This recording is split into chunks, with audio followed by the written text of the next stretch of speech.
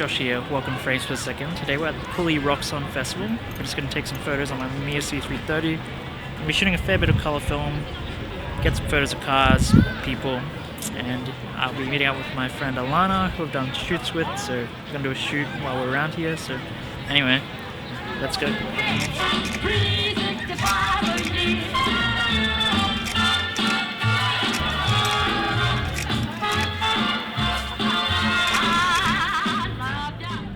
This video I filmed like almost a year ago. It would have been June 2021, and I was testing out a 65mm lens I got for my C330 at the Brisbane Cameraholics Fair, which was a previous video you can go check out.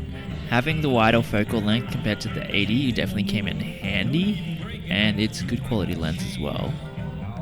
But yeah, coming up you'll see an issue that has since been resolved, but it was on the day it was a bit of a problem.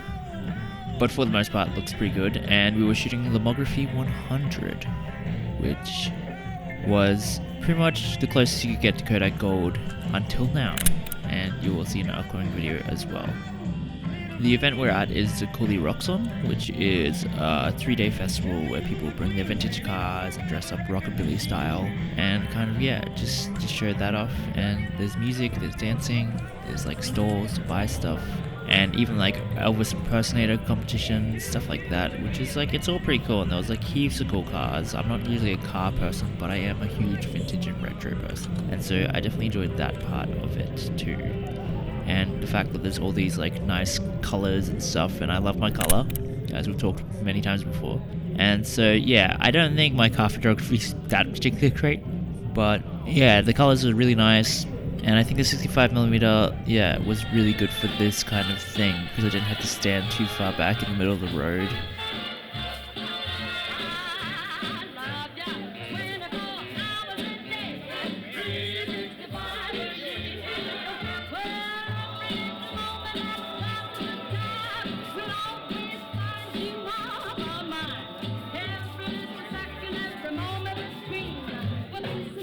Unfortunately, this was my first time testing out the GoPro, which I've since like been able to use much better.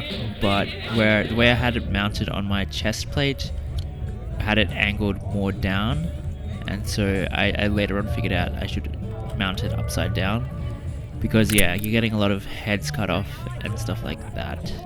So yeah, it was a bit of a learning process, which is also kind of why I haven't posted this video until now, just because I wasn't completely happy with the footage I got. The photos and the film turned out quite well, so that was worth showing. And yeah, like I said, Lomography 100 color negative is very similar to Kodak Gold, and that is because it is basically pro image, but in 120. Of course, you can get in 35 as well, but we're shooting 120 for this, obviously. And the colors are wonderful. Heaps of saturation, good contrast, touch of warmth, and depending on how it's scanned, you can obviously make it a bit cooler if that's more your thing, or you can always just adjust that in post. But the shots I'm showing you today are just the scans from Ikigai, which is the lab I like to use. And so here is the issue I had with this lens, and that was when it would cock after a few seconds. If you didn't hold it down, it would just release the shutter, and then so I had a heap of double exposures from that, and so it's kind of disappointing, all these cool shots that I kind of missed out on. And yeah, I was really keen to see how they looked, but yeah, really just need to get your lens serviced if it's being like this, and then the problem should be solved. But yeah, I still managed to get some shots without the double exposuring, but yeah, it wasn't like for the rest of the shoot I had to keep my eye on, and kind of every time I would either not cock the shutter until it was time to take the photo, or I would have my thumb there to stop it from bouncing up. But yeah, we'll see how it goes the next time I use it, because it has been a while since I've shot my C330 with the 65, so maybe I'll use it soon. We'll see. And this shot turned out quite nice too, great colors. I think I was metering it at 50, but I can't completely remember. The old days, eh? Film? Yeah. Film, yeah. Yeah, no, my nephew's still into film. Yeah. No, I got into it, I think, 4 years ago. Yeah. back into it? Because obviously I did it as a kid, Yeah. but now I'm back into it. Oh wow, and I haven't seen one of those cameras for a long time. Yeah. Yeah, Mamiya, beautiful things. Japanese. Yeah, Japanese. Yeah, I keep thinking of the Hasselblad. It's like 50 years old, still working well.